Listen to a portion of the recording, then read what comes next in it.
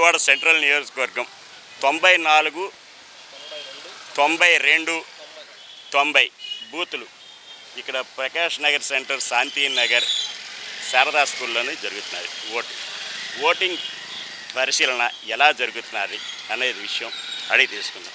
నమస్కారం అండి. నమస్కారం. ఇక్కడ ఓటింగ్ సరళి ఏ విధంగా జరుగుతున్నది?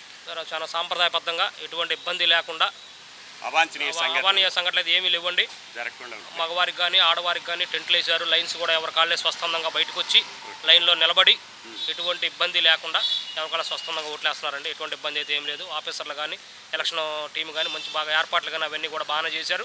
ఎటువంటి ఇబ్బంది అయితే ఏమీ లేదండి ఇప్పుడు వరకు అయితే. అది ఇక్కడ ఓటింగ్లోని ప్రలోభాలకి ఏమైనా ఒత్తిళ్ళకి లొంగుతున్నారా? ఎటువంటి ప్రాబ్లం లేదండి.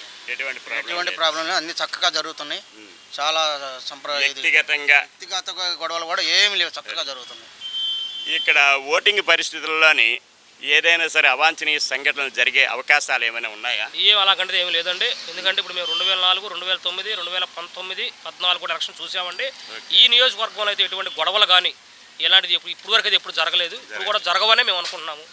అది ఓటింగ్ శాతం సుమారుగా ఎంతవరకు జరగవచ్చునండి? లాస్ట్ టైం అయితే పెరగొచ్చు అనుకుంటున్నామండి. మేము లాస్ట్ ఇయర్ మీద పెరగొచ్చు అనుకుంటున్నాం. ఎందుకంటే యువ ఓటర్లు ఎక్కువ ఉన్నారండి. వాళ్ళందరూ కూడా స్వచ్ఛందంగా ముందుకు వచ్చి ఓట్లు వేస్తున్నారు. దానివల్ల ఓటింగ్ శాతం పెరగొచ్చు అనేది ఒక అంచనా. సుదూర ప్రాంతాల నుంచి కూడా బస్సుల్లో తరలి వస్తున్నారు స్వచ్ఛందంగా. అవునండి. ఈ వస్తున్నది వాళ్ళు ఓటు నిర్ణయంతో రాష్ట్ర భవిష్యత్తు నిర్ణయించడానిక? అది వాళ్ళు వాళ్ళ ఆలోచన సార్. అది మనం చెప్పలేమండి దాన్ని ఏంటనేది కూడాను. అదంతా కూడా వాళ్ళ ఆలోచన.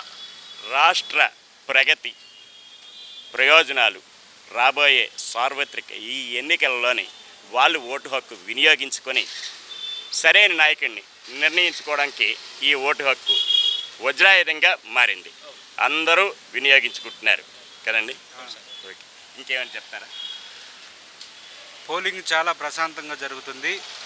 మునుపటి కంటే కూడా ఇప్పుడు ఇంకా తమ ఓటు హక్కు వినియోగించుకోవడానికి సుదూర ప్రాంతాల నుంచి అందరూ కూడా చాలా స్వచ్ఛందంగా వస్తున్నారు.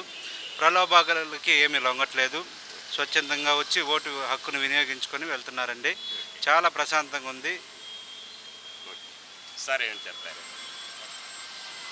ఇంకేం చెప్తారు? వినియోగించుకున్నారా? లేదండి, వెళ్ళలేదు. మా అబ్బాయి వస్తాను, డ్యూటీకి వెళ్ళాడు. ఇవాళ కూడా ఏదో డ్యూటీ వేశాడు. ఏదో వస్తాను, వచ్చిన తర్వాత వెళ్దాము. మా దగ్గర పడింది చలసాని సూర్యప్రకాష్ లేదు. ఓకే వాడు వస్తే బండి మీద వెళ్ళచ్చు కదా. అది